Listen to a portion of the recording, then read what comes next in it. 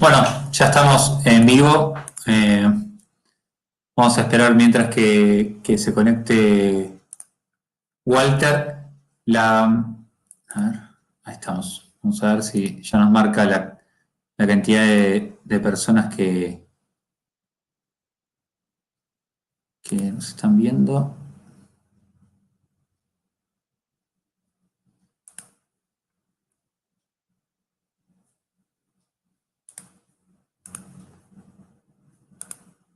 Ahí estamos, perfecto. Bueno,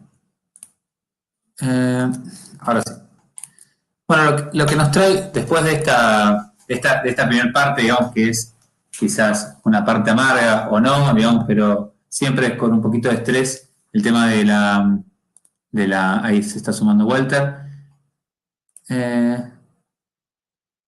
Perfecto. Ahí cuando pongas cámara, ahí estamos. Ahí te desmuteo, Walter, ¿eh? Ahí estamos. Lo que nos trae, digamos, la clase de hoy es una nueva unidad. No te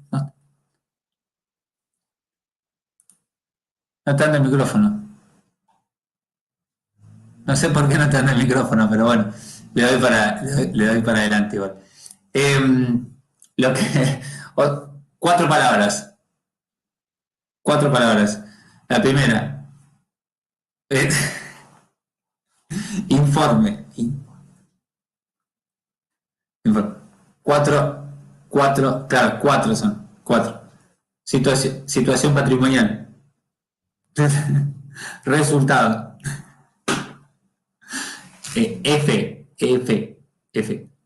Estado de flujo efectivo. Estado de evolución de patrimonio neto. Ahí estamos. Bueno, los aprendí todos. Lo que nos trae la clase de hoy es una unidad nueva, es la unidad de informes contables. Nosotros la vez pasada lo que hicimos simplemente fue trabajar en la unidad 4, que era el registro, digamos, el sistema de información contable, de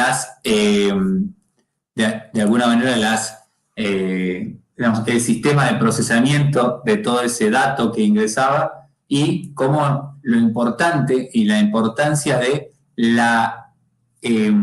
digamos, de tener bien configurado de cierta manera ese sistema de información contable para emitir una información de calidad, ¿sí? En esta unidad, lo primero que nos trae y nos invita, digamos, esta unidad, que es bastante interesante, que es netamente analítica, es entender la responsabilidad antes que nada y luego digamos, los usuarios que están siendo interesados, digamos, los usuarios que tienen alguna expectativa para poder de lectura de ese informe contable, ¿sí? Entonces, ¿cuál es la responsabilidad del usuario emisor de los informes contables? Y si esa responsabilidad y esa calidad hace o no satisfacer, digamos, al usuario al usuario tipo, digamos, ¿no? O sea, al usuario que está pidiendo, por favor, esa información, ¿sí? Entonces, esta clase está basada en el marco conceptual de la RT16, digamos, no es la norma escrita, digamos, no es la norma dura, sino es todo lo que está por lo que recubre a la misma, ¿sí? O sea, digamos, a eso es lo que se llama marco conceptual de la misma, ¿sí?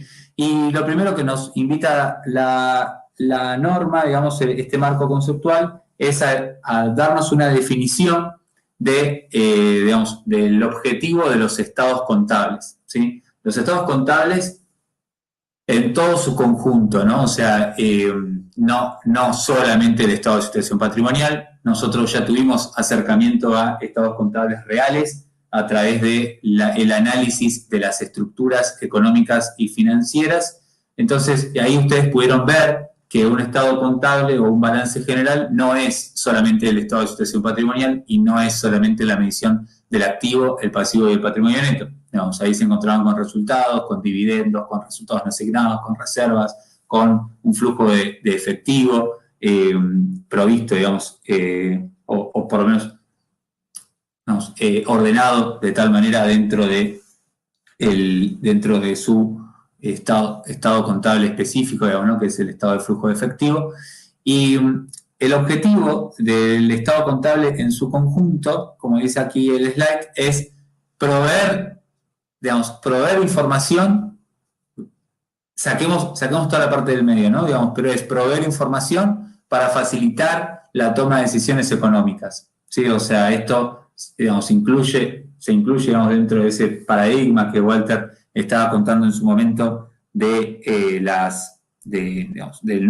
paradigma vigente hoy por hoy de la contabilidad, que es la utilización para la toma de decisiones económicas.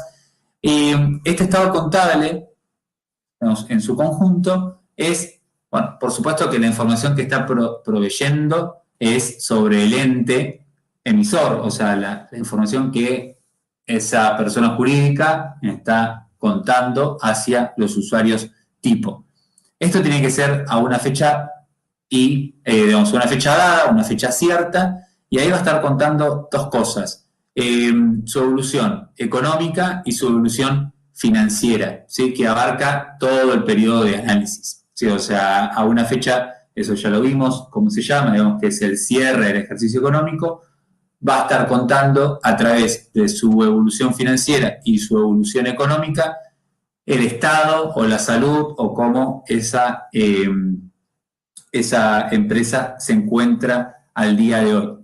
Por supuesto que si la información contable se utiliza para la toma de decisiones, digamos, para la toma de decisiones de quién, uno se podría preguntar, ¿no? O sea, más allá, como estos son informes de publicación, son informes que se emiten hacia terceros, el que más está interesado en la lectura, digamos, ahora vamos a ver, o más adelante digamos, vamos a ver los usuarios, pero la toma de decisiones es del otro, no del ente emisor. El ente emisor va a estar tomando decisiones con información de gestión o, digamos, se va a estar basando en otros parámetros y no va a estar esperando a la publicación del estado contable para poder tomar sus decisiones diarias, ¿sí?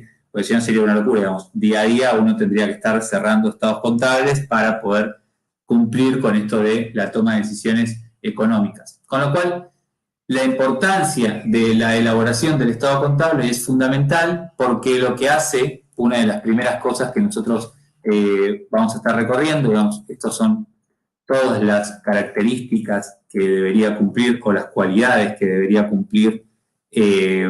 Aquí falta una, digamos, ¿no? Pero que es como la que engloba a todas las otras, que ya la vamos a estar viendo también.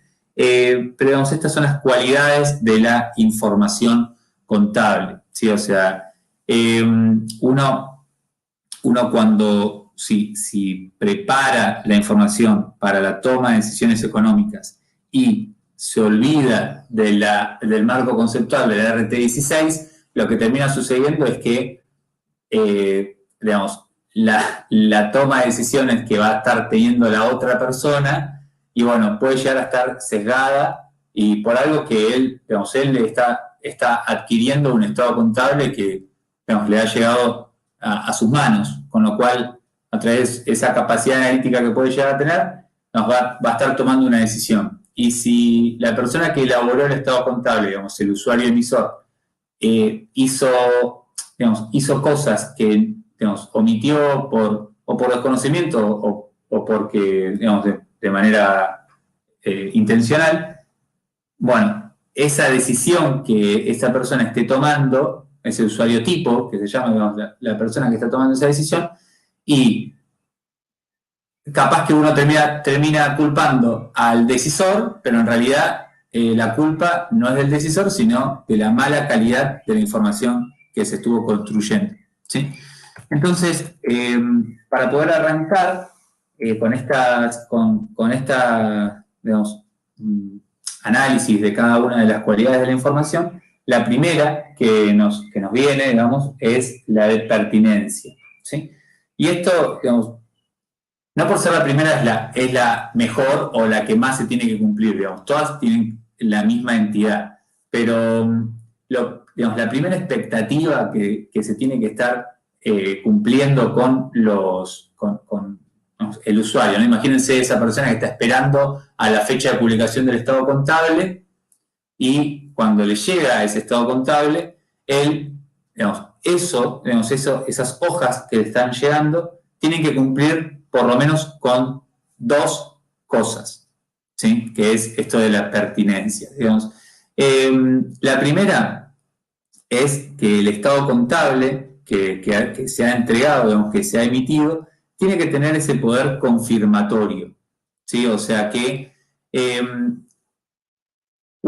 digamos, el usuario, bueno, veamos los dos, digamos, el primero que tiene que tener es poder confirmatorio y el segundo es el valor predictivo, digamos, ¿no? Y uno alimenta al otro, digamos, el poder confirmatorio nace porque en algún otro momento hubo un valor predictivo, o sea que yo analicé ese estado contable y di mi pronóstico, ¿sí?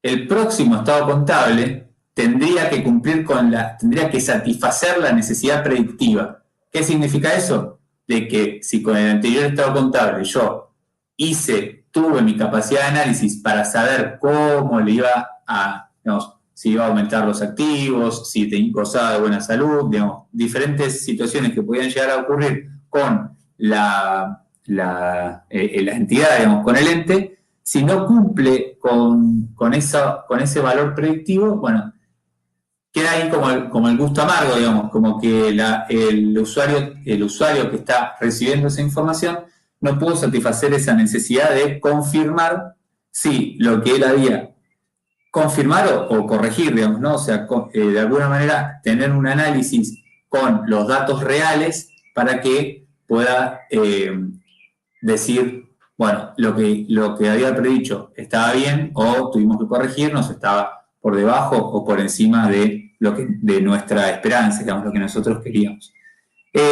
Y por supuesto, con ese estado contable que le llega, esa persona vuelve a hacer el mismo análisis. O sea que si solamente es confirmatorio, pero no es capaz el usuario de poder estimar luego un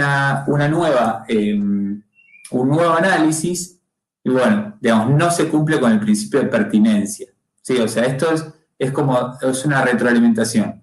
Es predictivo porque, digamos, de alguna manera, digamos, tiene esa capacidad de poder ver hacia el futuro con datos del pasado, en realidad, porque es a una fecha determinada, con todo un flujo de información que se ha analizado, y no es confirmatorio, digamos. Entonces, confirma la predicción y a su vez ese estado contable tiene esa capacidad para poder tener una nueva predicción. ¿Sí? Eso es como primer medida, digamos, o primer cualidad de la información, ¿sí? El principio de la pertinencia. Acá me quedo corrido con fiabilidad, digamos. Esto se lee todo junto, ¿no? O sea, es la credibilidad, digamos. La segunda cualidad es la de la confiabilidad o la de la credibilidad, ¿sí? O sea, si yo esto es como un checklist que se va haciendo en los estados contables, digamos, imagínense a ese usuario. Ese usuario puede ser, no sé, un analista de riesgo o puede ser un acreedor o un accionista, digamos, minoritario. Hace un checklist y dice, bueno, ¿me sirve este estado contable para poder predecir lo que puede llegar a ocurrir la vez que viene? ¿Sí o no? Perfecto, me sirve, listo. Y puedo de alguna manera confirmar lo que había dicho la vez pasada. Sí, también, perfecto. Entonces cumplo con el principio de pertinencia. Ahora viene esta segunda etapa. Digamos, la información que yo estoy entregando como usuario emisor, a su vez, tiene que ser creíble para los usuarios, ¿sí? O sea, porque yo de nada puedo predecir, o sea, tener ese valor predictivo sí, la información no es creíble, ¿sí? O sea, eso es fundamental. Digamos. Uno podría hacer estimaciones con, digamos, no sé, con cifras en esa época, ¿no? Que el INDEC estaba intervenido, digamos. Y el INDEC sacaba una información, ya sea de índice de pobreza o índice de inflación, digamos, o tasa de desempleo, digamos, eh, o tasa de empleo, digamos, ¿no?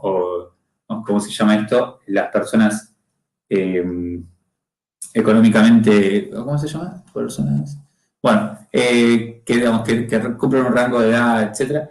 Si el ente emisor no da información confiable de credibilidad,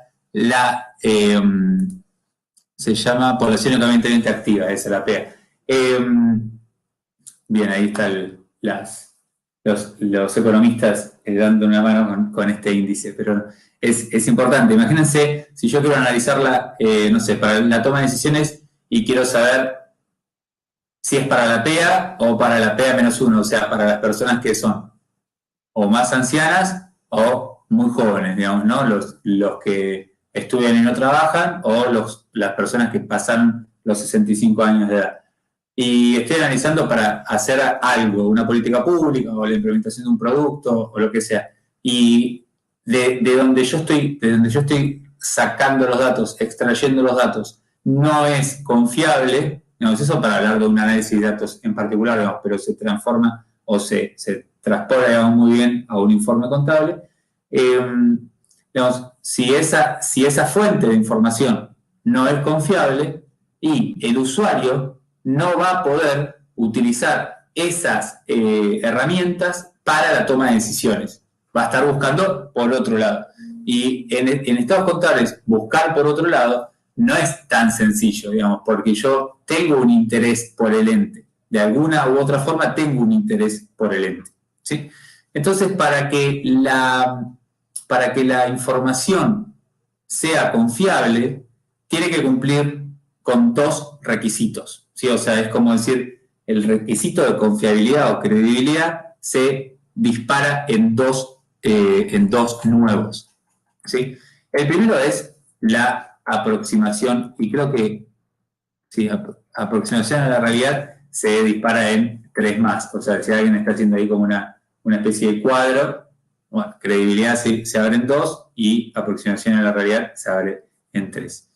El primero es este de la aproximación a la realidad. ¿Sí? O sea, los estados contables deben presentar descripciones y mediciones que guarden una correspondencia razonable con los fenómenos que pretenden describir. ¿Sí? O sea, parece obvio, pero muchas veces al tener malas mediciones o al incurrir a fuentes de datos donde las mediciones no son las acertadas o no son las reales, digamos, nadie podría decir, hoy por hoy salvo un importador, que el dólar se consiga a valor venta del Banco Nación, ¿no? O al valor compra del Banco Nación. Digamos, llano, liso y llano, sin impuestos, sin 35%, sin nada. Raras excepciones hacen que eso ocurra. Entonces, evaluar partidas con mediciones que la mayoría de las personas no alcanzan, no pueden, más allá de que por algún lado de la norma dice que tiene que estar evaluado o se sugiere, digamos, que tiene que estar evaluado a tipo de cambio del Banco Nación. Digamos, si uno no tiene esa aproximación a la realidad, lo que termina sucediendo es que distorsiona la información. ¿Sí? O sea, lo mismo sucedía cuando no se podía aplicar ajustes por inflación, entonces se distorsiona la información.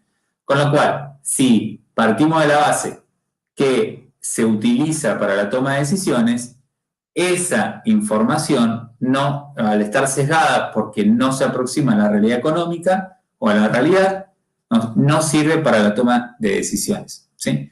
Entonces, seguido, digamos, a lo que dice el párrafo, dice, bueno, por lo cual no deben estar afectados por errores u omisiones importantes ni por deformaciones dirigidas a beneficiar los intereses particulares del emisor o de otras personas. ¿Sí? O sea, acá es por muchas cosas, por muchas... Esto está extraído de la NOR, del marco conceptual de la RT16, ¿sí? O sea, ustedes también lo pueden leer en Fowler 18, en el capítulo 18 de Fowler, Contabilidad Básica, pero ese capítulo lo extrae de la misma fuente que lo estamos extrayendo nosotros, ¿sí?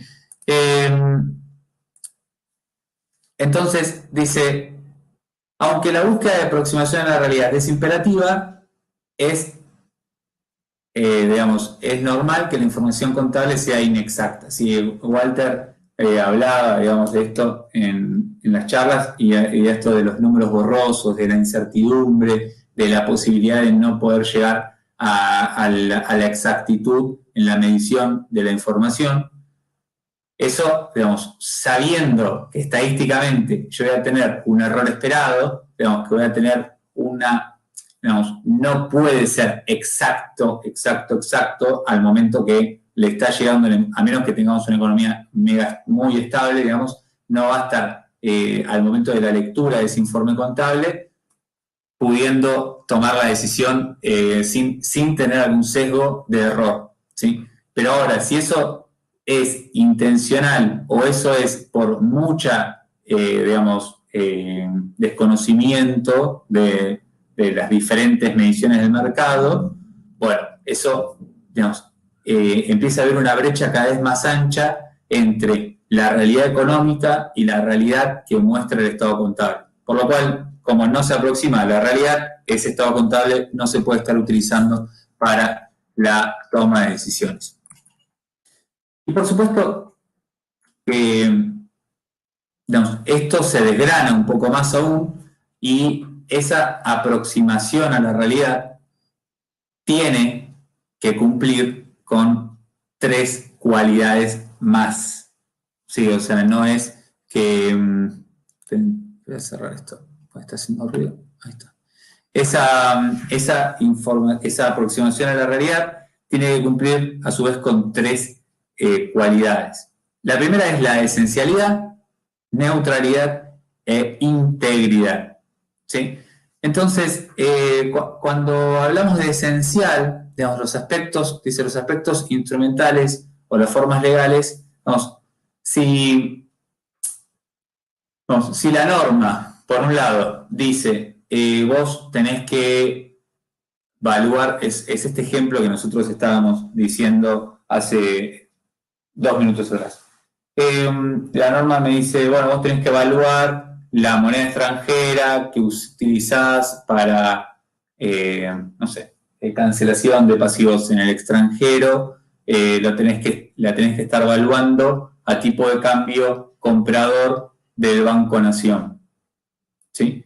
Y esto es algo muy técnico contable, digamos, ¿no? Pero, y yo digo, pero, digamos, por principio de credibilidad o de esencialidad, digamos, que es de la aproximación a la realidad, me señala que si los aspectos instrumentales o las formas legales, digamos, el marco legal o el alcance, digamos, para poder tomar la medición, no reflejan adecuadamente los efectos económicos, los hechos, de los hechos, digamos, o transacciones, tiene que primordial, digamos, tiene que estar por encima este criterio de esencialidad, digamos, ¿no? O sea, tiene que estar por encima la aproximación a la realidad económica. ¿Qué significa? De que si yo, digamos, no hago como me indican las normas, ¿estoy haciendo mal? La respuesta, digamos, es que digamos, como esto es el marco conceptual de la resolución técnica, digamos, esto es, por decir así, el espíritu de la norma, después de esto se desprende la resolución, lo que indica es, bueno, digamos, acá hay algo que va por encima de todo, digamos, si la ley, digamos, porque la ley muchas veces lo que sucede es que los cambios normativos van por, no sé, van por escalera, como se dice, y la realidad económica se toma el, no sé, el ¿cómo se llama? El cohete de Elon Musk, ¿no? O sea, la realidad económica avanza a unos pasos mucho más rápidos que la normativa, ¿sí? Entonces, lo que termina sucediendo es que esa realidad económica tracciona al cambio normativo, digamos, pero ¿por qué? Porque, digamos, prima, acá es lo que dice, ¿no? O sea, hay que digamos, tener por foco o por bandera la esencialidad o la realidad económica. O sea que no, si yo me baso en la norma y la norma distorsiona la información y mi paradigma es el de la toma de decisión, no es el de la medición, sino que es el de la toma de decisión, ¿no? Que es un paradigma superior, y la realidad es que uno tendría que poner por encima de todo esto, digamos, tendría que poner por encima de todo la esencialidad de la aproximación a la realidad. ¿Sí? O sea, sin temor a equivocarnos, digamos, porque digamos, yo tengo una responsabilidad digamos, como la persona que emite el estado contable tiene una responsabilidad hacia los usuarios, hacia los ojos que quieren leer ese informe contable. Entonces, si lo que yo estoy haciendo es diciendo, no, me voy a ajustar a la norma y la norma me hace una brecha ancha como la 9 de julio entre digamos, la realidad económica y el informe contable, bueno, evidentemente la responsabilidad de emitir informe de calidad, bueno, no está primando por sobre, ¿sabes? Están más preocupados en cumplir con la ley que en emitir un informe de calidad, que luego la normativa se va a ajustar, digamos, porque lo que termina haciendo es, mira, no tengo elementos contables, digamos, nada está escrito para poder hacer una buena medición de tal tema. Bueno, yo sugiero que se tendría que hacer así, ¿no? Entonces uno va sin miedo porque tiene buenos sustentos. Y la normativa dice, no, bueno, pero eso en realidad, como todavía no está de alguna manera legislado, no, hay como un gris. Bueno, pero después, digamos, el derecho comercial se basa en la costumbre, o sea que primero está la generación digamos, de esas personas que se animaron a representar la realidad económica y después vino la norma. ¿Sí? Entonces eso, no, sin miedo, se puede lograr. Como segundo, está esto de la neutralidad. ¿Sí? O sea, acá hay algo que es fundamental. Lo vimos un poquito atrás, digamos, pero... No, sí, acá. Digamos, dice, los estados contables no deben estar afectados por errores u omisiones importantes. ¿Sí? O omisiones importantes ni por deformaciones dirigidas a beneficiar los intereses particulares del emisor o de otras personas. ¿Sí? Esto se integra, digamos, con esta parte de la neutralidad. ¿Sí? O sea, la emisión de los estados contables, el emisor de los estados contables, el hacedor de los estados contables, tiene que trabajar con carácter neutral. ¿Sí? O sea, no puede estar sesgado por decir, bueno, la realidad es que si nosotros publicamos este estado contable así como está, es la muerte de la empresa.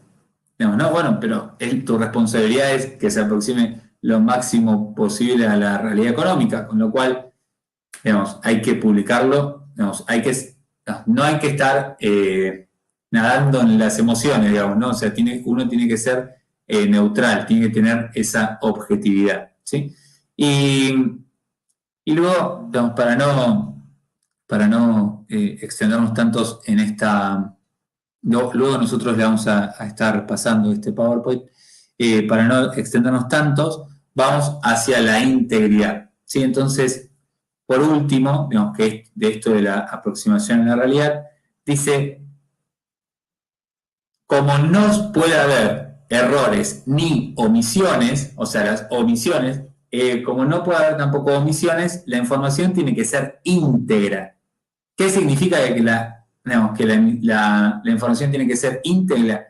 Que yo no puedo estar escondiendo la mitad de mis pasivos, ¿sí? O no puedo estar escondiendo la mitad de mis ventas, o no puedo estar escondiendo la mitad de nada que pase por el sistema de información contable, ¿sí? Entonces, toda la información que se procese tiene que ser toda la información, digamos, si yo procesé 1000 asientos que me generaron movimientos digamos, como primer momento, ¿no? Primer momento de la empresa, me han generado movimientos en todos estos rubros.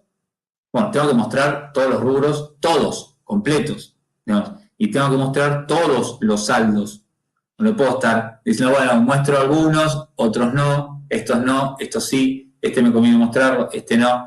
Digamos, la información tiene que ser completa, ¿sí? ¿Por qué es esto y por qué es tan importante? Dice, la omisión de la información pertinente y significativa, que después vamos a ver qué es lo que se considera que algo sea significativo. Digamos, la omisión de algo significativo puede convertir a la información en falsa o puede tener errores, ¿sí? Entonces, esa información no es confiable. Seguido de esto, vemos que está, digamos, la tercera cualidad de la sistematicidad, ¿sí? O sea, la sistematicidad significa de que, digamos, yo tengo dos opiniones acá. La primera que nos dice debe estar orgánicamente ordenada, ¿sí? O sea, yo no puedo estar teniendo la información contable desordenada. ¿Qué significa desordenada? Digamos, cuando veamos los diferentes informes contables, vamos, no puedo estar teniendo del estado de situación patrimonial que sea, no sé, que tenga 2 hojas o 3 hojas. La primera hoja tener, digamos, foliada en la 1, la segunda hoja foliada en la 30, la tercera hoja foliada en la 22, o sea, todo desordenado, todo mal compaginado, digamos, eso conduce a error también, ¿no? O sea, eso lo que termina haciendo es que luego el usuario el usuario interesado en la información contable, le cueste mucho más tiempo poder tomar esa decisión, ¿sí? O sea, porque tiene que, de alguna manera, ordenar toda la información. Segundo, habla, digamos, la palabra orgánico. Algo que es orgánico, digamos, es algo que tiene vida, digamos, ¿no? Entonces, por lo menos esa información que yo estoy esto es como un pensamiento, digamos, que siempre tengo, ¿no? Pero digo, dice orgánicamente ordenada. Digamos, si algo es orgánico, en algún momento vence, ¿no? Entonces, me imagino que toda información contable o la información contable de publicación, que es esta información contable de la... Ahí volvemos, Tiago, termino con esta y volvemos, pues me parece que ahí yo cometí un error. Digamos, toda información contable de publicación tiene que tener una fecha de publicación y una fecha de vencimiento de la misma, ¿no? O sea que esa información tiene que tener una posibilidad de mantenerse, gracias Valentina, una posibilidad de mantenerse a lo largo del tiempo. Si por algunos errores de las cualidades de la información esto no sucede, lo que termina pasando es que la información se acota en el tiempo, digamos, no vive todo, digamos, con la intención que ha vivido, digamos, ¿no? Y por supuesto, por otro lado, digamos, con este tema de la sistematicidad, las redes, digamos, todo tiene que tener base en las normas contables profesionales, siempre y cuando la aproximación, siempre y cuando las normas contables profesionales, ya sean normas contables internacionales, normas contables profesionales locales, digamos, si las normas contables profesionales digamos, cumplen con el requisito de aproximación a la realidad, digamos, el requisito de esencialidad, bueno, todo tiene que estar con base en esas reglas, ¿sí? Si no, prima, digamos, la esencialidad, digamos. Pero en un principio, como uno trata de ir actualizando las normas contables acorde a la realidad económica o a la realidad comercial, digamos, la realidad que se vive día a día, con mayor o menor velocidad, digamos, no es una crítica, pero a veces uno espera un cambio normativo, uno espera que del lado del control te digan cuál es el tratamiento que hay que hacer a ciertas cosas. Lo que termina sucediendo es que esa información que se construye, en un principio, está ordenada, orgánicamente ordenada, porque la norma así lo indica, cómo es que tiene que estar expuesto todo. Y, digamos, ¿se acuerdan de la clase pasada, digamos, que un asiento contable tenía una parte alfabética y una parte numérica, los saldos y el nombre de las cuentas?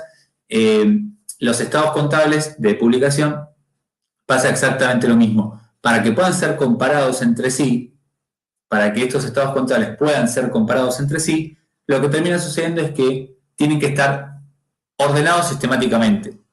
O sea, que si yo pongo un estado de situación patrimonial de YPF y arriba pongo el de Camusi, Gas del Sur, o el de, no sé, el de Arcor, ¿no? Pongo el estado de situación patrimonial de Arcor y pongo el estado de situación patrimonial de YPF por arriba y los reflejo a trasluz, deberían coincidir, a veces capaz está, ¿no?, impreso una letra más grande, una letra más chica, digamos, pero deberían coincidir en el orden, deberían coincidir en la morfología, digamos, en cómo están, digamos, ordenados, que primero va a estar expuesto el activo, que después va a estar expuesto el pasivo, que después va a estar expuesto el patrimonio neto.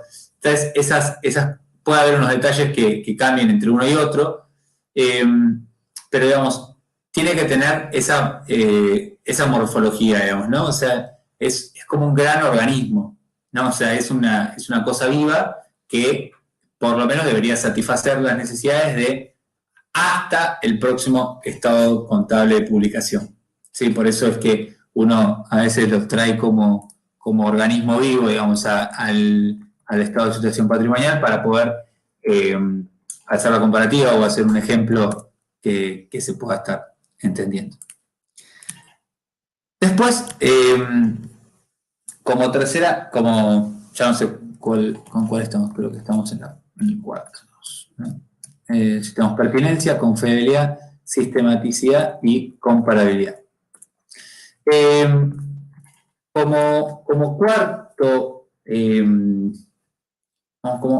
cuarta cualidad de la información, tenemos la comparabilidad. Sí, o sea, si ustedes agarran un estado contable, digamos, toman un estado contable para su análisis, excepto que sea el primer estado contable de publicación de la empresa, ¿no?, del ente, excepto que ocurra eso, ¿no?, porque ahí, digamos, uno no va a poder tener la posibilidad de compararlo a la misma fecha o periodo, digamos, la primer cualidad de comparación, ¿no? Dice, bueno, a la misma fecha o periodo. A la misma fecha o periodo, digamos, se refiere al cierre del ejercicio, ¿no? O sea, este cierre de ejercicio con otro cierre de ejercicio. Digamos, si yo tengo el primer estado contable, bueno, no lo puedo comparar con el anterior.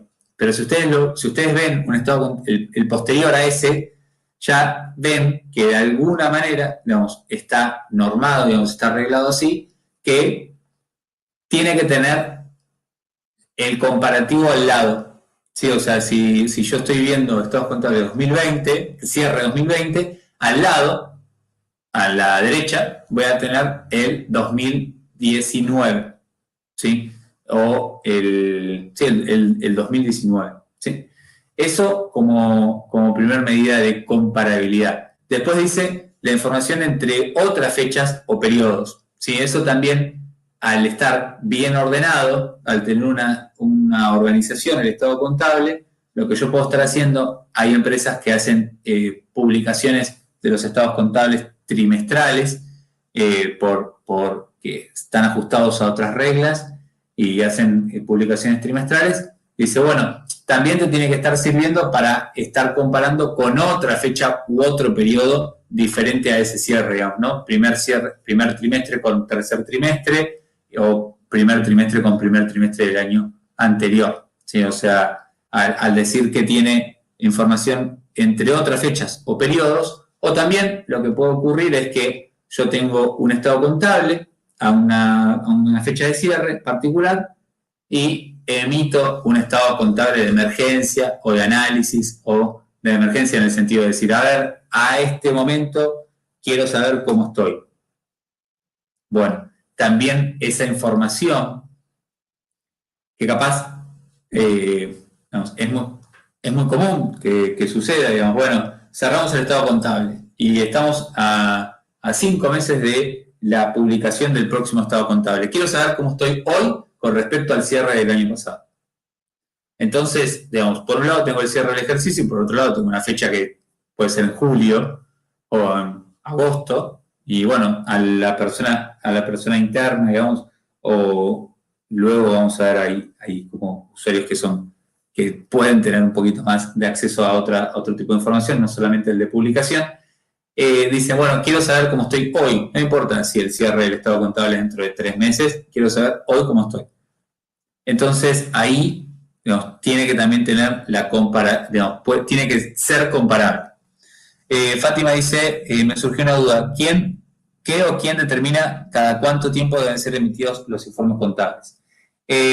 La norma profesional indica que los estados contables tienen que ser emitidos al menos una vez, o sea, por cada cierre de ejercicio. ¿Sí? O sea, uno al darle vida, digamos, a la compañía, lo que hace es poner una fecha de cierre de ejercicio. ¿Sí? O sea, si yo le di vida hoy, que es 31 de octubre, y le pongo fecha de ejercicio al 31 del 12, bueno, el 31 del 12 voy a tener que estar emitiendo mi primer estado contable y luego, dentro de un año, del todo enero al 31 del 12 voy a emitir el próximo. Hay otras normas que son más específicas, digamos, las normas internacionales de información financiera dicen que tienen que ser emitidos cada trimestre. O sea, cada 3 meses tienen que estar emitidos los estados contables. O sea, tiene que haber una publicación de un estado contable cada 3 meses. ¿Por qué es esto? Digamos, ¿por qué sirve más publicar cada 3 meses que publicar cada un año? Porque se actualiza la información para la toma de decisión. ¿Sí? O sea, si yo tengo que esperar un año para poder tomar la siguiente decisión, es como escribir una carta de amor en la época de la guerra, digamos, ¿no? O sea, yo la escribo hoy, viaja en barco, le llega, la responde, viaja en el otro barco, vuelve, digamos, ¿no? Entonces, fíjense que yo estoy teniendo un acceso a la información cada 6 meses, digamos, ¿no? Entonces, estoy bien, qué sé yo, ¿no? Llega la carta, digamos, y capaz que esa persona cuando dice, ay, bueno, lo voy a mandar, y eso ocurría, digamos, es parte de la historia, digamos, ¿no? Le voy a mandar las provisiones. Che, nos cuentan de que, como pasaba con el Lord Wellington, ¿no? O sea, entre que le llegaba la carta, creo que era una campaña que estaban cerca de Francia, ¿no? Hasta que, no sé, ellos le mandan a Inglaterra, ¿no? Entonces, hasta que llega y le responden, bueno, el tipo, digamos, tuvo que seguir tomando decisiones, no puede estar esperando a tener una actualizada, digamos, ¿no? Otra actualizada. Lo que hace es que cada 3 meses se emitan estados contables, es que los usuarios tipo, o sea, aquellos que no tienen acceso a información privilegiada, puedan ajustar mejor sus decisiones por primer cualidad de la información, que es de la pertinencia. O sea, si tiene que tener valor predictivo y valor confirmatorio, y esas normas obligan a entes específicos sí, o sea, hay entes, digamos, que todo lo que es publicación por CNB, digamos, todo lo que tenga publicación eh, a través de la Bolsa de Comercio tiene que estar regido en normas internacionales de información financiera. ¿Sí? Entonces, ellos están obligados a eso. ¿Sí? Por supuesto que digamos, están obligados a contarle al usuario tipo, digamos, al usuario que no tiene acceso a más información que la publicada de manera no, el acceso a la información pública, digamos, tiene que esas empresas cotizantes rigen la información que tiene que actualizarse cada 3 meses. ¿Sí? Y por tercero, no sé, Fátima, si pude responder tu pregunta, digamos, pero por tercero, dice la comparabilidad con otros entes. ¿Sí? La comparabilidad con otros entes. No, nada. ¿Por qué es esto, digamos? Uno puede creer, digamos, que ¿no? una persona tiene o no, digamos, en realidad no tiene por qué estar llamando a la empresa para saber cómo le está yendo, ¿no? O sea, si él agarra el estado contable y tiene, digamos, capacidad para poder analizarlo, sabe, ¿sí? Entonces, después llama a la otra y dice, bueno, a ver cómo te está yendo a vos. No, o sea, él puede estar tomando una decisión, ¿no? Para tomar una decisión múltiple puede ser. Él agarra un estado contable y agarra otro estado contable y esos estados contables, de alguna manera, por el diseño del plan de cuentas, por la sistematicidad de las normas contables, por diferentes situaciones que pueden llegar a ocurrir, tienen que hablar el mismo idioma, digamos, ¿no? O sea, uno no puede estar todo desordenado y el otro todo ordenado, porque no van a poder ser comparables entre sí. ¿Sí? O sea, si yo quiero agarrar una columna de Excel y compararla con la otra, y bueno, y saber si son iguales, y bueno, por lo menos tienen que estar en el mismo formato. Digamos, ¿no? O sea, yo no puedo estar comparando fecha corta con signo pesos. No, ¿no? O sea, si yo pongo uno encima del otro y me fijo si hay alguna coincidencia, bueno, al no tener un mismo formato, al no cumplir quizás con el principio de sistematicidad, tampoco cumple con el principio de comparabilidad. ¿Sí? Y este principio de claridad, no me van a dejar mentir, pero el de claridad, sí, el de claridad también está. Hay uno más, el de oportunidad, perdón. El de claridad es el último que figura, digamos, en ese recorrido de cuadrantes azules. ¿Sí? ¿Qué significa esto? Digamos, si yo me ajusté a la norma, si yo me ajusté orgánicamente a la norma, o sea, que hice todo ordenado según las normas contables, aparte cumplí con todos los requisitos de aproximación a la realidad, y aparte cumplí con todos los, digamos, cumplí con el requisito de pertinencia, digamos, cumplí con todo. Pero, porque en mi estado contable digamos, de alguna manera refleja cosas que yo no quiero que se reflejen o hago con intención, empiezo a hablar de manera ambigua, digamos. Creo que la única parte de un estado contable que habla, digamos, que habla de manera narrativa es la memoria o las notas, ¿sí? Entonces, si la memoria o las notas a los estados contables empiezan a ser ambiguos, ¿no? No tienen fácil comprensión o fácil lectura, no, sí, o sea, si ocurren estas cosas como para hablar, digamos, por decirlo de alguna manera, hablar difícil para confundir o para enroscarse y terminar de leer y digo, pero la verdad que no entendí, voy a tener que leer de vuelta. digamos, ¿no? Nadie está diciendo que los estados contables tienen que ser escritos en lenguaje llano. ¿Sí? O sea, lenguaje llano significa no, las leyes que todos conocemos tienen dos lecturas. O sea, tienen una lectura, digamos, una escritura común y una escritura llana. Digamos, ¿no? O sea, ¿por qué? Porque cualquier persona, digamos, todas las personas tienen que estar, tienen que saber las leyes que las rodean, ¿no? Primero y principal. Y algunas personas tienen más capacidad de comprensión y otras menos. Entonces, para los que menos tienen, las que tienen poca capacidad de comprensión, las leyes se escriben en lenguaje llano. Acá este principio no te dice que tenés que escribir los estados contables en lenguaje llano. Lo que dice es que los estados contables tienen que ser precisos, tienen que ser inteligibles, ¿sí? De fácil comprensión, pero ¿por quiénes? Por quien tenga algún conocimiento razonable de la terminología contable, ¿sí?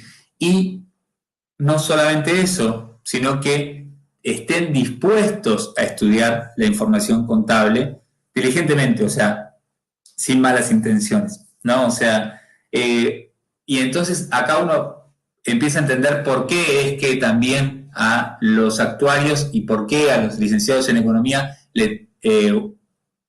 tienen que tener una habilidad de comprensión de los estados contables, ¿sí? O sea, hay un principio de los estados contables que nos dicen, en principio, las cualidades de la información, que nos dice, bueno, todos aquellos que tengan conocimiento razonable de la terminología contable, a todos ellos le tenemos que escribir, ¿sí? O sea, a cualquier persona que haya pasado por la Facultad de Ciencias Económicas, a cualquier persona que tenga interés en hacer una lectura de los estados contables y que en algún momento, en una etapa, digamos, de su educación, haya absorbido conocimiento de contabilidad, le tenemos que escribir. O sea, uno tiene que redactar los estados contables con esa premisa.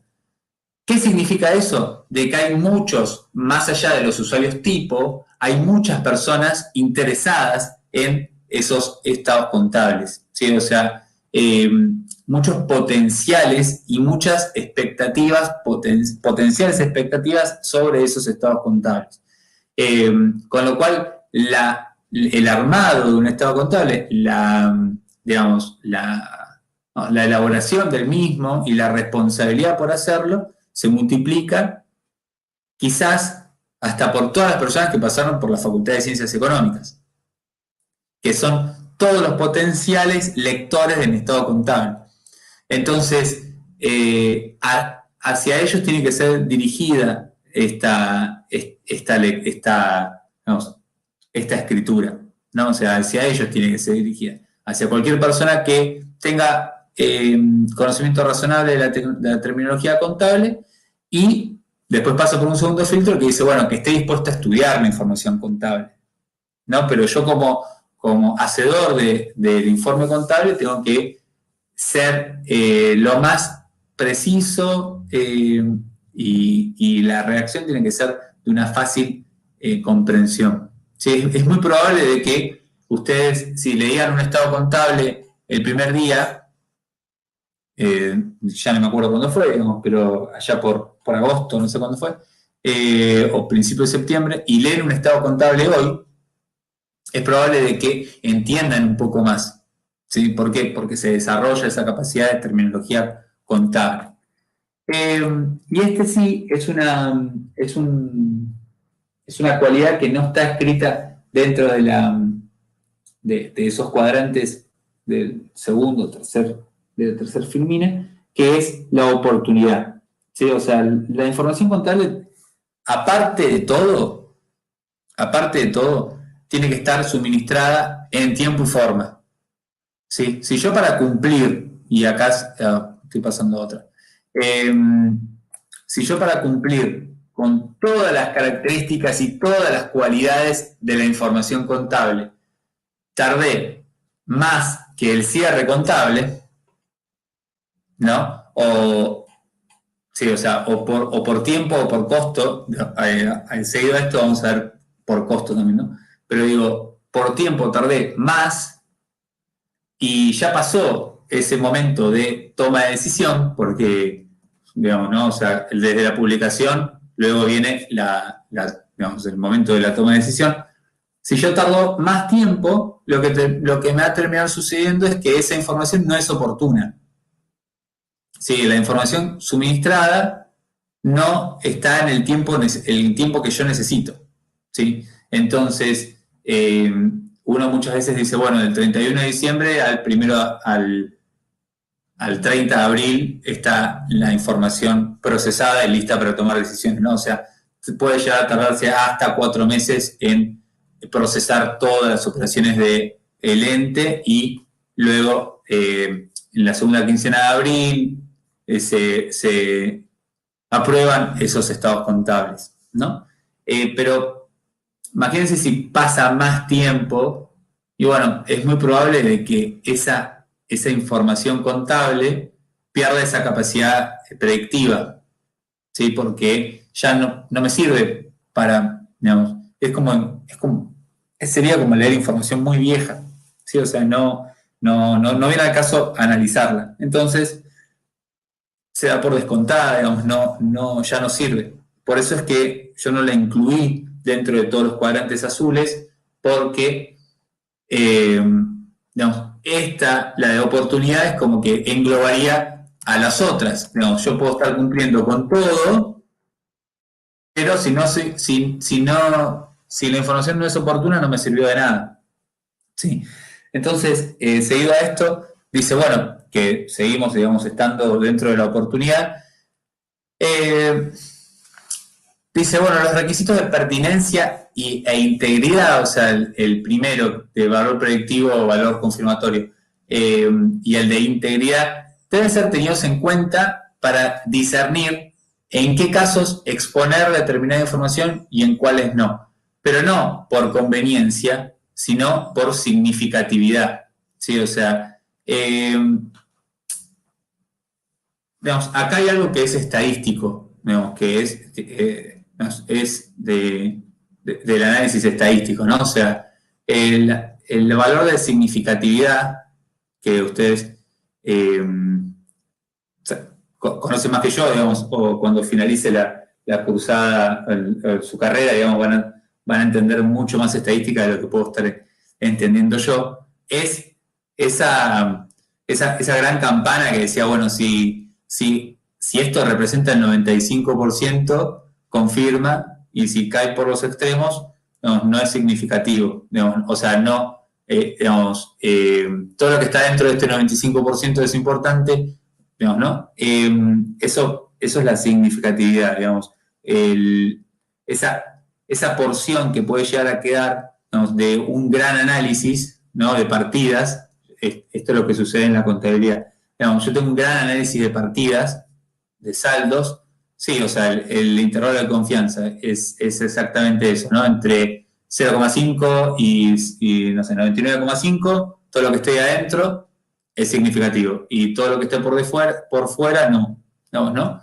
¿Qué es lo que termina sucediendo? Digamos, si yo tengo que estar analizando partidas que son de saldos muy pequeños o de tiempos muy largos para poder analizarlos o de costos muy altos, ¿no? Eso pierde, digamos, por ser integral, digamos, por tener integridad dentro de mi información o por tener esta vocación de poder llevar toda la realidad económica o aproximar toda la realidad, digamos, estoy analizando partidas que no son significativas y bueno, la realidad es que, digamos, digamos, es como que estoy sacrificando mucho tiempo para algo que no vale la pena.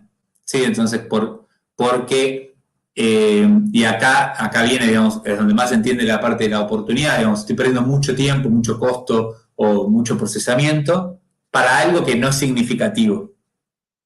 Sí, o sea, cuando yo puedo llegar a hacer, que lo vamos a ver en la clase que viene, porque la clase que viene es sobre índices. Digamos, si yo estoy analizando algo que no es significativo, digamos, si estoy dividiendo cosas que la realidad es que son menos del 5%, hay dos niveles de significatividad, ¿no? O sea, el 5% y el 1%. 5% es general, 1% es para cosas de salud, de alimentos, cosas, sobre todo de salud. Digamos, si cuando yo hago un análisis, esa partida es menor al 5% de la totalidad, no tendría que estar perdiendo mucho tiempo en esa partida, excepto que sea una partida muy importante para la compañía.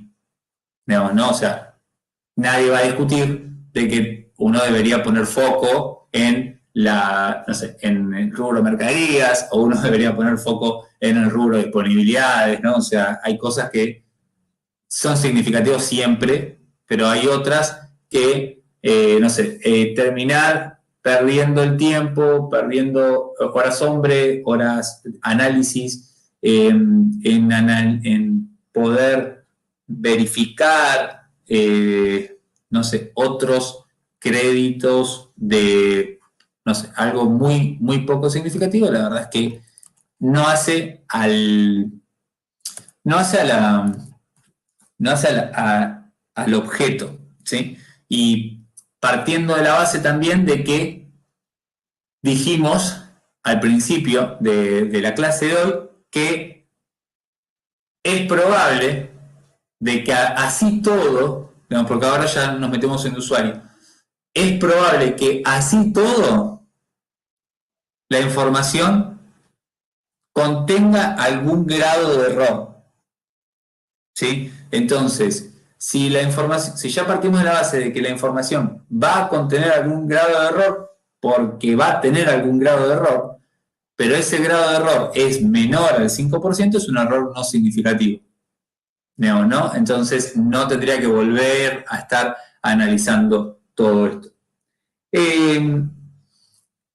Seguido a eso, estamos viendo usuarios. Fíjense la potencia, ¿no? que tiene que tiene la responsabilidad, sobre todo, de poder construir unos estados contables de confianza, digamos, unos estados contables de calidad, ¿no? Uno tiene que parecía de que simplemente ponía algunos valores ahí y bueno, lo del activo lo pongo acá, digamos, no. O sea, por detrás de eso, conceptualmente, teóricamente, hay un montón escrito que me dice, bueno, vos como usuario generador de la información, tenés todas estas responsabilidades hacia estas personas.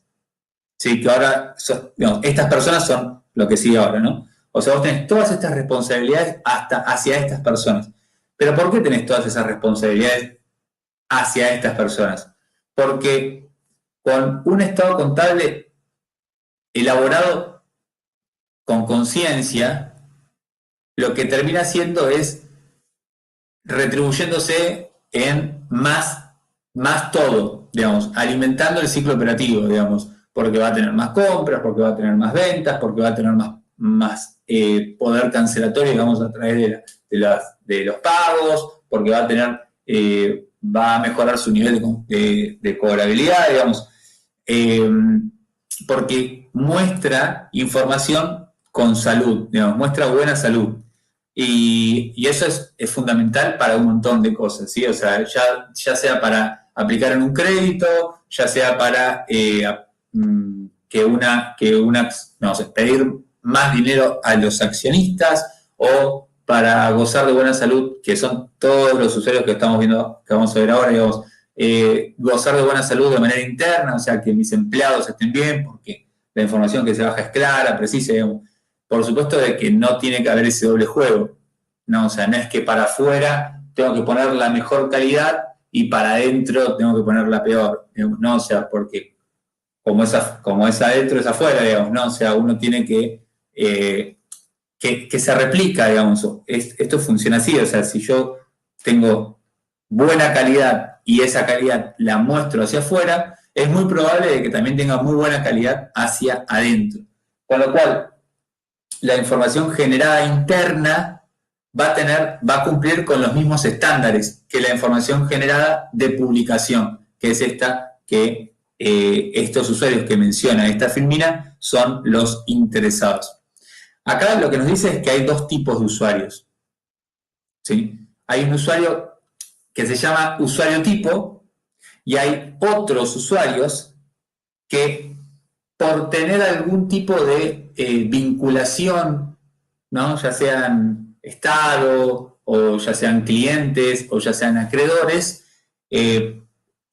están en condiciones, no con todos estoy obligado, ¿no? O entidades financieras, ¿no? Están en condiciones de alguna manera solicitarnos más información que la publicada, ¿sí? O sea, yo, que no soy nadie quizás para YPF, no le puedo decir a YPF, ¿sabes qué? Mostrame el flujo de caja, no, mostrame el flujo de pagos que vas a tener, o el flujo, o el plan de inversiones que vas a tener de acá al 2025, porque quiero ver si voy a invertir o no voy a invertir en tu compañía. Y van a decir, pero, ¿y vos quién sos? O sea, no, bueno, yo soy un accionista minoritario. Y no, pero vos no tenés acceso a esa información. Vos estás, acá es como si fuese usuario de Dios en clúster, ¿no? O sea, vos estás en el clúster persona que solamente tiene acceso a la información pública. No estás en el VIP de personas que tienen acceso a información privilegiada. Los usuarios privilegiados son este y este. Vos, como accionista minoritario de la compañía, no sos aquel que puede venir a pedirme a mí información privilegiada. Todas las capacidades de análisis que vas a tener, las vas a tener que hacer con la información de publicación, ¿sí? Entonces, cuando yo, me adelanté como para poder hablar un poquitito de esto, digamos, pero cuando yo intento hacer algún tipo de, digamos, cuando yo publico la información, aparte del principio de la claridad, digamos que uno debería estar publicándola, digamos, pensando en todo aquel que tenga adopción de la terminología contable. Cuando yo la analizo digamos, cuando yo publico, la estoy publicando sabiendo de que cada uno de estos usuarios tipo tienen expectativas diferentes sobre el mismo objeto de estudio.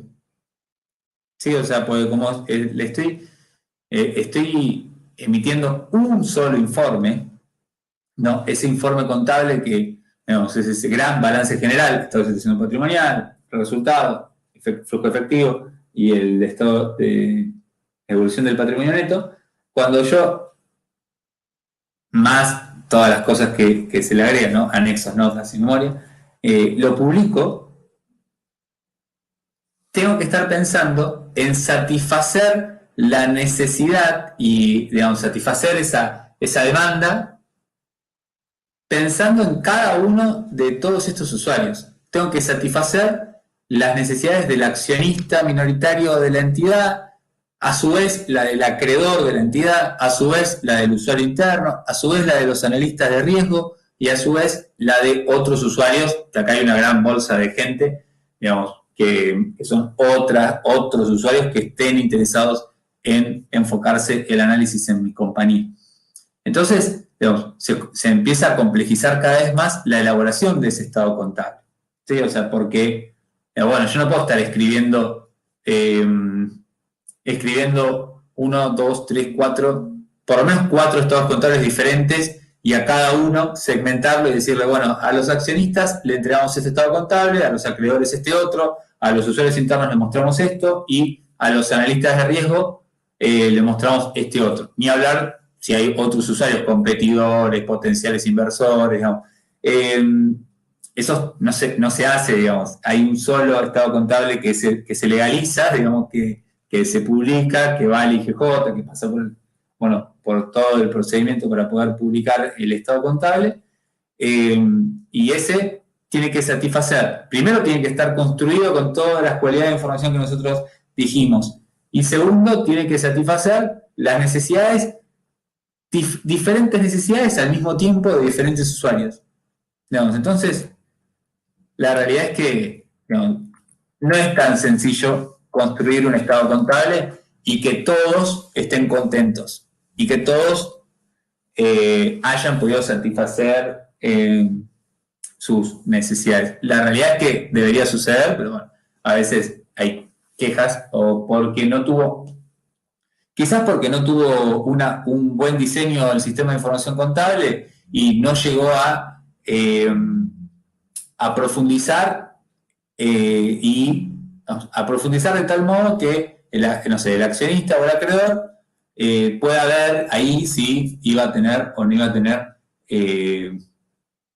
iba a saber distribuir mejor el dividendo o si iba a poder cobrar todo lo que le deben, digamos, como si fuese un acreedor.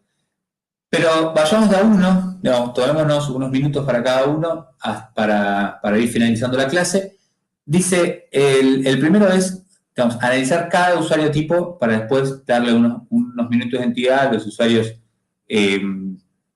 usuarios privilegiados.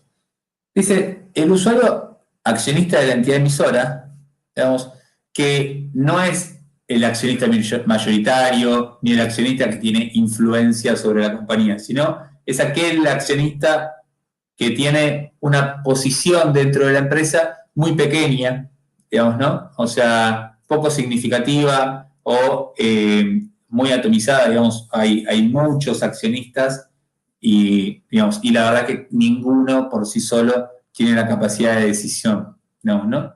Eso puede llegar a suceder con acciones, sociedades cotizantes, digamos, ¿no? O que tengan muchos socios, digamos, no hace falta que sean cotizantes, digamos, pero hay sociedades que tengan muchos socios y que ninguno tenga esa capacidad de mando a través de la cantidad de acciones que tienen que tener. La realidad es que esas personas, no estamos hablando de especuladores financieros, estamos hablando de gente que aporta a la empresa y que ve la retribución a través del dividendo, ¿sí? A través de la ganancia, la toma de ganancias a fin de año.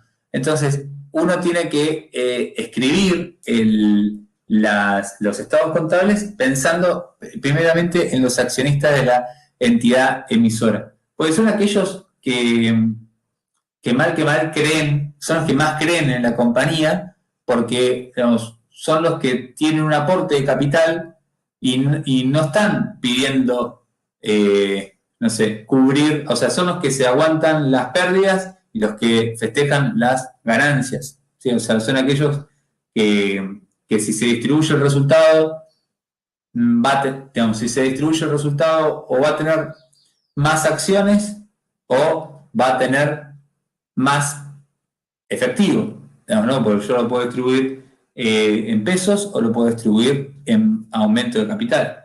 Y la realidad es que también son los que soportan las pérdidas, digamos, si el estado contable arroja un resultado negativo, bueno, son ellos los que tienen que salir a solventar esas pérdidas. Y aparte de todo, que yo tenga una línea de resultados y que esa línea de resultados me diga que tuve ganancias por 2 millones de pesos, no significa de que voy a agarrar 2 millones de pesos, dividirlo por la cantidad de acciones y eso es lo que voy a estar distribuyendo en pesos, en efectivo. Muchas veces lo que termina sucediendo es que hay una porción de ese resultado que se distribuye en efectivo, digamos, para que el socio pueda disfrutar, digamos, de que le ha ido bien a la compañía, y la gran parte son movimientos contables en realidad, que lo que terminan haciendo es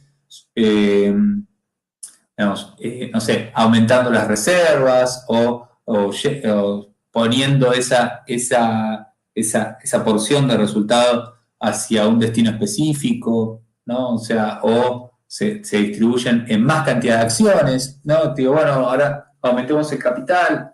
Entonces, el accionista es como, por decirlo de alguna manera, el que está en la línea de fuego, o sea, el primero, digamos, ¿no? Uno tiene que, y es el que también vota, ¿no? Más allá de que no tenga, que no sea el mayoritario, digamos, la suma de todas las minorías hacen al voto. Y, digamos, uno cuando escribe el estado contable, escribe la memoria, sobre todo, que la escribe el directorio, digamos, están como con la intención de que sean reelegidos seguramente. Entonces, digamos, si yo no le entrego un estado al accionista, no le estoy entregando un estado contable de calidad, y bueno, digamos, puede llegar a tener consecuencias hasta políticas, ¿no? De la política, digamos, de la empresa. Seguido a eso, los acreedores, ¿sí? Los acreedores tienen tanto interés en que la empresa le vaya bien como a los accionistas. ¿Por qué? Porque cuando reciben ese estado contable, lo que tienen que hacer es analizar, digamos, por eso es muy importante esta capacidad predictiva del estado contable. El accionista analiza y ajusta al nivel de riesgo su crédito, ¿sí? O sea, si yo estoy teniendo un informe contable que no se ajusta a la realidad económica del país y el accionista tiene mucha cantidad de pasivos digamos, en su activo, digamos, ¿no? O sea, el acreedor, perdón, tiene mucha cantidad está muy comprometido, digamos, con una sola empresa, una sola entidad, que es la emisora, y ve un estado contable que no se ajusta a la realidad económica o el estado contable muestra grandes signos de debilidad de salud del ente emisor, y él, como acreedor, también tiene la responsabilidad de ajustar su activo, digamos, su derecho a cobro, ajustar a su realidad económica, porque el acreedor, aparte de ser acreedor mío, seguramente sea deudor de otro, ¿sí? O sea, no solamente digamos, ejerce el derecho al cobro conmigo, sino que seguramente también, digamos, es el 99% de probabilidades de que también emita informes contables. Entonces, no va a poder emitir un informe contable donde no esté ajustado a la realidad económica si digamos, siendo acreedor de la anterior compañía, digamos, no ajusta su nivel de riesgo. ¿Sí? Entonces, nosotros hicimos una clase de contingencias donde ajustábamos una cartera de riesgo financiero a la realidad, o sea, a las expectativas nuestras, ¿no? Y eso lo mostrábamos en el estado contable, de alguna manera, digamos, se mostraba en el estado contable. Acá pasa exactamente lo mismo. Lo que estoy teniendo, en vez de tener carpetas de créditos, como teníamos en ese ejercicio, lo que estoy teniendo es un estado contable de una empresa de que me dé dinero. Y bueno, si yo veo que no está muy bien de salud y tengo la responsabilidad de poder ajustar mis saldos a la capacidad de crédito, la capacidad de pago que pueda llegar a tener esa empresa. O no, digamos, confirmar de que me va a estar pagando el 100%. Después, digamos, tenemos usuarios internos, y esto prima con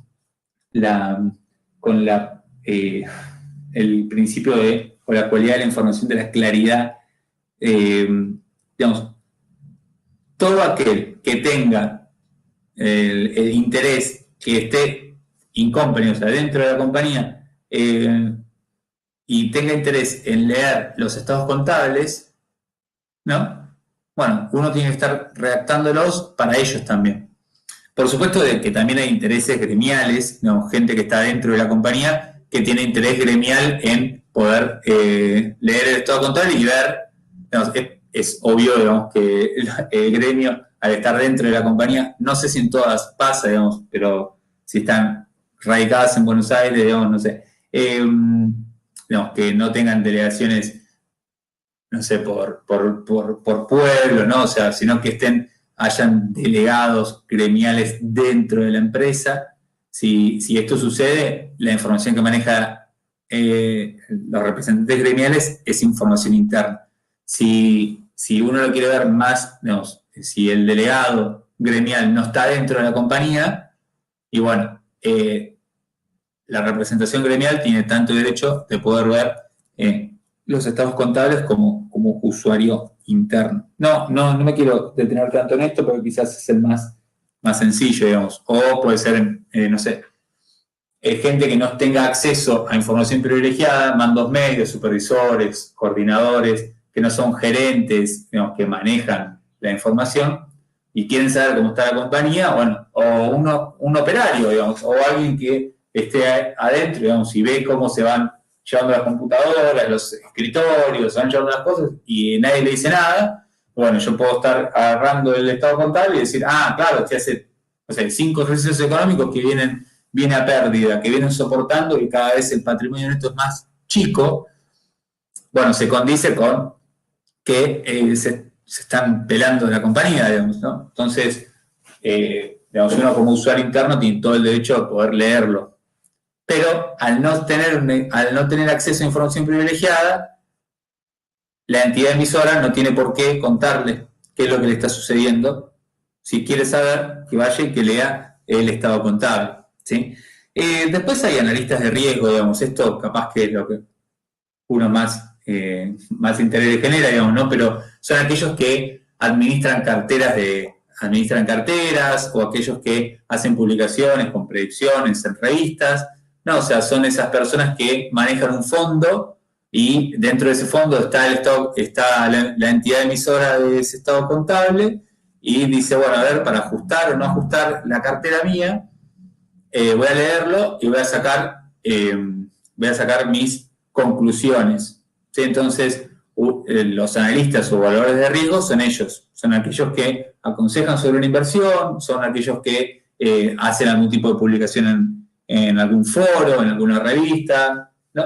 Y muchas veces son los que pueden llegar a mover la aguja de los accionistas minoritarios, ¿sí? O sea, de las personas que compraron por el mero hecho de, no sé, de que sea una ganancia financiera, digamos, ¿no? Entonces, estas personas, ¿no? Que a mí, no sé, algún influencer, youtuber, ¿no? Que me venga y me diga, no, bueno, leímos el estado contable de YPF y la verdad va mal. Salieron pérdidas y está mal. Entonces, eso es probable que produzca un efecto cascada y todos digan, saquemos, o sea, vayámonos de estas posiciones. O puede ser analistas más institucionales y digan, no, bueno, nosotros manejamos esta cantidad de dinero, estos son los parámetros para poder mantener las inversiones en estas compañías, te fuiste de esos parámetros, o sea, estás por fuera de esos parámetros, no nos conviene estar más en esta compañía, entonces retiramos las inversiones. ¿Sí? Entonces, esos analistas o evaluadores de riesgos son tan importantes como cualquiera de los otros usuarios. ¿Sí? O sea, esto es algo que no dije, digamos, pero ninguno tiene mayor entidad que otra, tampoco, ¿no? O sea, cada uno merece una construcción de la información contable acorde a sus necesidades. ¿Sí? ¿No? Y por último, para tomarnos 5 minutos para los usuarios con información privilegiada, están los otros usuarios externos. ¿Sí? Cuando hablamos de otros usuarios externos, pueden ser no sé, competidores o potenciales competidores, aquellas personas que quieran estar, no sé, penetrando en el mercado de los pañales, por decir algo, ¿no? O sea, toco madera, que me falten años para comprarlos, pero digo, aquellas personas que estén interesadas en un mercado en específico y que todavía no saben si entrar o no entrar. Y bueno, lo que mejor uno podría aconsejar es, bueno, andar leyendo los estados contables para ver si son rentables, si no necesitan mucha estructura económica, no corriente, digamos, si no necesitan mucho gasto de inversión inicial para ponerse en marcha. O capaz que soy, no sé, está Manaos y Seco, ¿no? O sea, para ponerlo más o menos en la misma escala. Y digo, a ver cómo le está yendo a mi competidor, a ver si a mí me está yendo más o menos igual, más allá de que uno tenga una porción más grande que otro en el mercado, digamos, van más o menos hacia el mismo público. Y digo, bueno, no, acá, bueno, puedo ver por stock, puedo ver por resultado, puedo ver por pasivos y puedo ver por disponibilidad en caja, ¿no? Porque los dos, tanto uno como el otro, emiten estados contables. Entonces puedo hacer un análisis sin tener la necesidad quizás de ser acreedor, ser analista, no sé, accionista dentro de la compañía. Y por último, digamos, esto ya para finalizar, digamos, no vamos a estar entrando en detalle de ninguno de los tres, pero por último están estos usuarios privilegiados. Recuerdo, ¿qué son los usuarios privilegiados? Aquellos que están en condiciones de pedir información extra a la información publicada, ¿sí? Por supuesto de que el primer gran curioso de información o voraz de información extra es el Estado, digamos, ¿no? Porque yo a través de ese informe contable determino impuestos, por ejemplo, ¿no? Determino carga tributaria. Con lo cual, y si al propio Estado le afecta digamos, el sistema financiero estatal, digamos, que algo no esté 100% ahí bien expuesto, bueno, va a ser el primero que pida información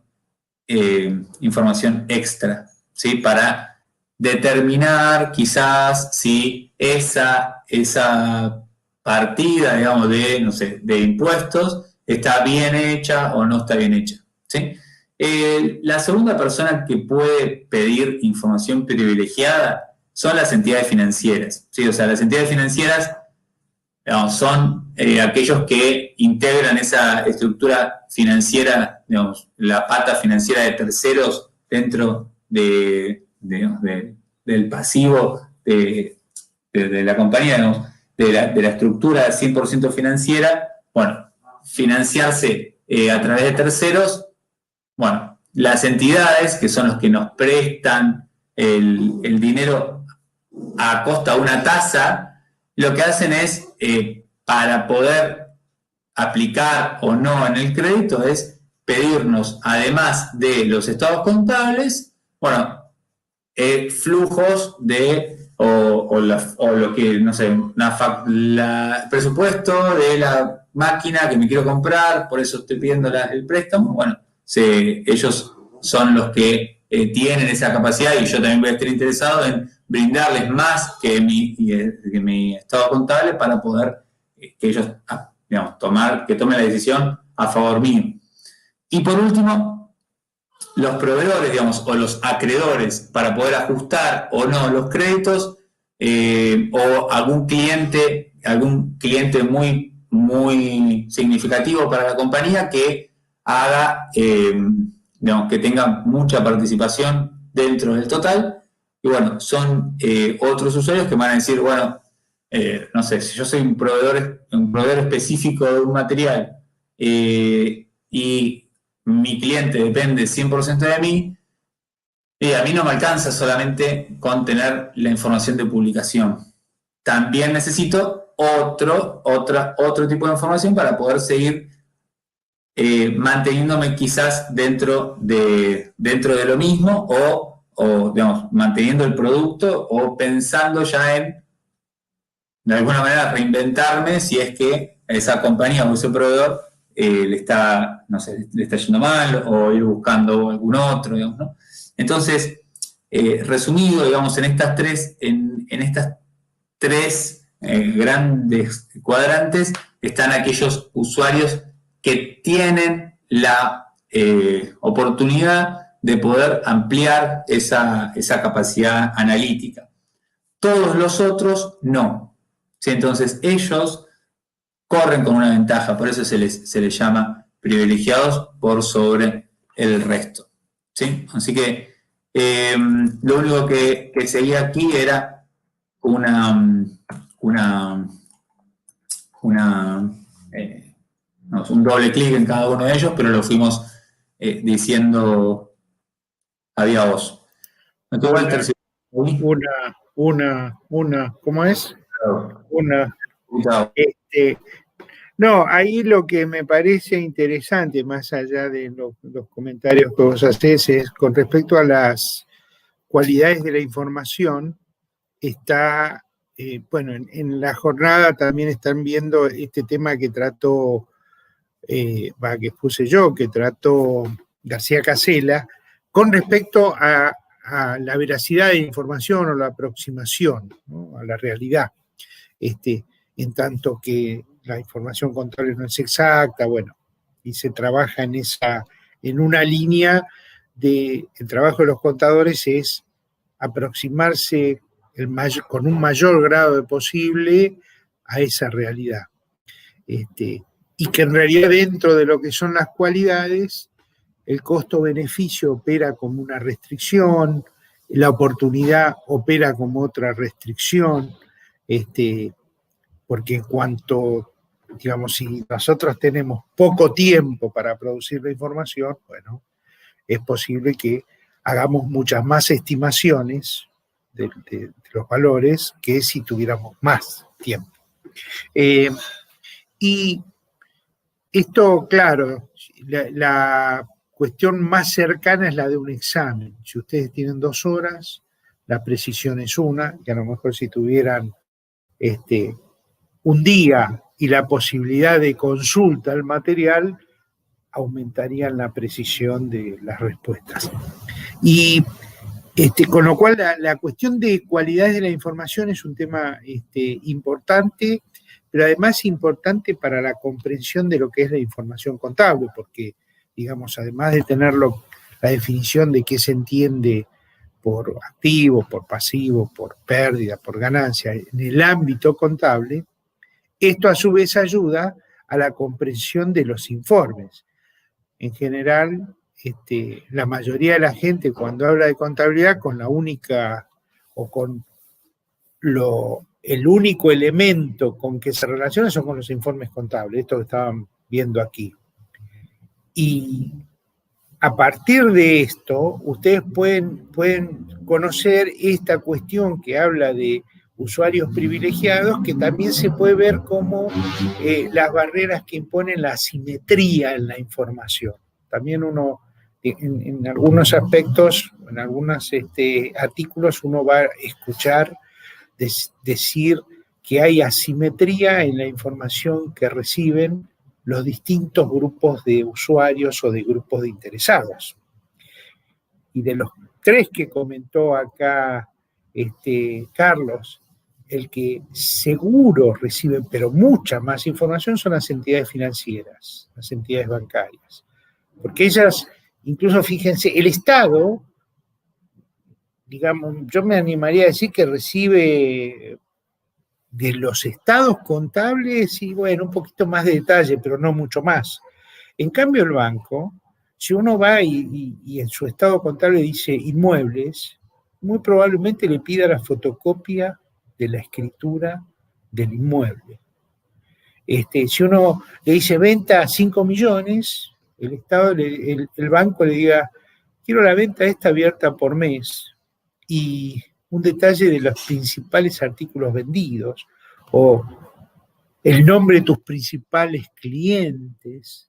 Cuando digo nombre, quit, teléfono, domicilio y referente, ¿no? Entonces, eso es información que le da la oportunidad al analista del banco que si quiere levanta un teléfono, llama o le manda un mail a uno de los clientes, mire, estoy haciendo una evaluación de créditos, bla, bla, bla, cómo se porta Polichiquiar S.A. Y bueno, posiblemente tiene una versión más ampliada de la información que da un estado contable. Así que esto es un tema interesante como para comprender la otra parte de la cocina, o la cocina hablando la cocina en lo que es las tareas en que uno se ve involucrado para la elaboración, cuáles son los principios que se basan para elaborar un informe contable, y más allá de que las normas dicen que tratan de resolver lo que todo usuario necesita, bueno, hay esta limitación. Y, bueno, esa limitación, la mayoría de los usuarios no la van a poder evitar, y va a haber entre ellos algunos que tienen privilegios. Y esos privilegios les va a permitir, frente a los otros, tener una mejor calidad o una apertura mayor de la información. Bueno, nada más quería agregar. Bueno, perfecto. Ahí quedó una pregunta de Fátima sobre las cuentas de orden. Digamos, no es que no se usan, pero digamos, no es algo que nosotros ponemos foco. Sí, esas cuentas de orden de movimiento, vamos, no es que no se usan, de hecho se usan, pero no es algo que nosotros sí, ponemos foco. nosotros, las cuentas de orden, las entidades bancarias usan cuentas de orden. Las cuentas de orden allá por la década del 80 empezaron a caer en desuso frente a cuentas regularizadoras. Las cuentas regularizadoras fueron las que vinieron a reemplazar un poco las cuentas de orden. El objetivo de las cuentas de orden era indicar eventuales responsabilidades y ciertas obligaciones, y lo que tenía la cuenta de orden era que uno tenía que armar una cuenta de deudora y acreedora, y entonces se exponía en un balance, al pie del balance, no formaba parte de la sumatoria ni del activo ni del pasivo. Es decir, uno veía un balance, decía activo, bueno, todo el detalle de los rubros, total del activo. Y abajo decía cuentas de orden, bien, en algunos balances todavía siguen mostrándose así, cuentas de orden, entonces decían, no sé, mercadería recibida en consignación de terceros, un importe. Documentos descontados en banco, otro importe. Después venía el pasivo, patrimonio neto, y abajo, cuentas de orden.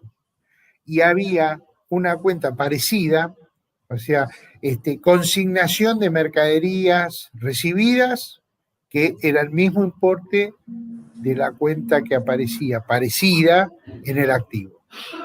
Y terceros por documentos descontados, el mismo importe de la que aparecía. Entonces, ¿qué pasó? Esto en realidad, en su momento se dijo, bueno, la verdad que las cuentas de orden tienen poca información.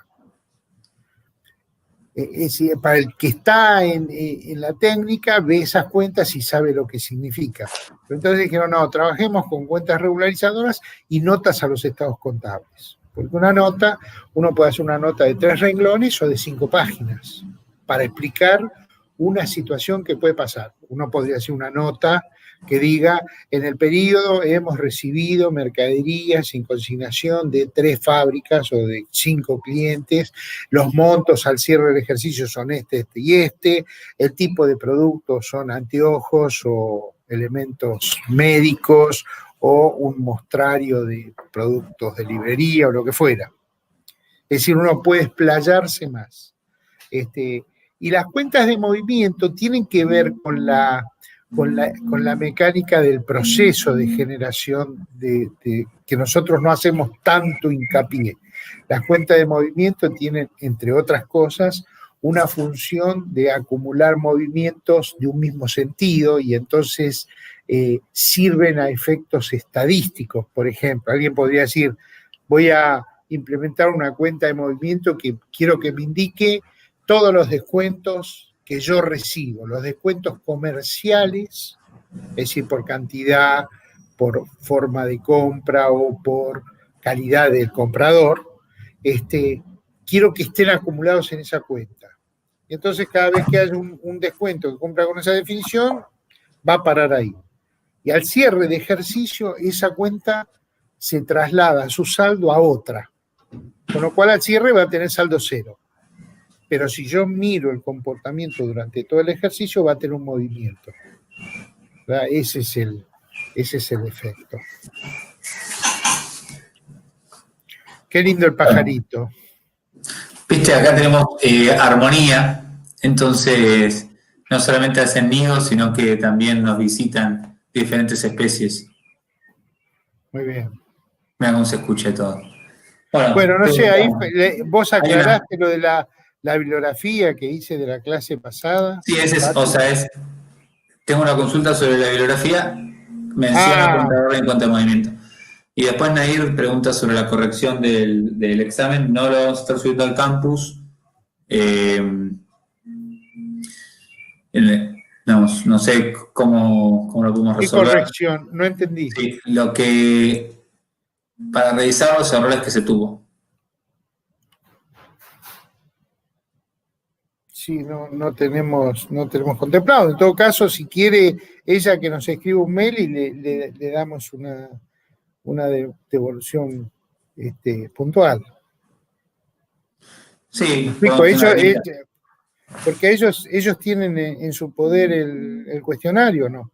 Ellos tienen su poder, o por lo menos habían tenido el cuestionario en el momento de la entrega, pero no hay una resolución de uno solo porque fue al azar cada uno, digamos. Entonces es ingresar a cada uno para poder ver las preguntas que se han tomado, para poder marcarle los errores que han tenido. Entonces no se puede subir. Por eso, pero digamos, claro, hay un tema, ustedes tienen las preguntas, en realidad tienen que consultar la bibliografía, si tienen las preguntas, ver en dónde está el error, y en todo caso, si tienen alguna duda, nos escriben y nosotros individualmente veremos decirle en qué se equivocaron o qué libro tienen que ver, pero digamos, en realidad es así, como dice Carlos, el examen fue hecho con una serie de preguntas que estaban al azar, tanto las preguntas como las opciones. Entonces, la pregunta 1, lo más probable es que haya 2 o 3 exámenes nada más que recibieron la 1 con esa descripción, porque la 1 supongamos, de Fátima, era distinta a la 1 de Nair, y distinta a la 1 de Tiago. Capaz que la de Tiago, la que es 1, Leandro estuvo en lugar 8, pero a su vez las opciones que tenía Tiago, A, B, C y D, Leandro, que la tuvo en lugar 8, la A era la C, la B de Tiago era la D, en fin. Así que el que tenga dudas, bueno, nos manda lo que tiene y veremos de qué forma podemos hacer una devolución. No va a haber una devolución general. No va a haber hay miles de exámenes, no sé cuántos, pero... o sea, si hubo 80 y pico de exámenes, hay 80 exámenes distintos. Ese es el tema. Exacto. No lo podemos decir, la C, la 2 era la C, la J era la... No. Bueno, listo, entonces finalizamos la clase. Ok. Bueno, cuídense mucho. Nos vemos el viernes que viene. Hasta luego.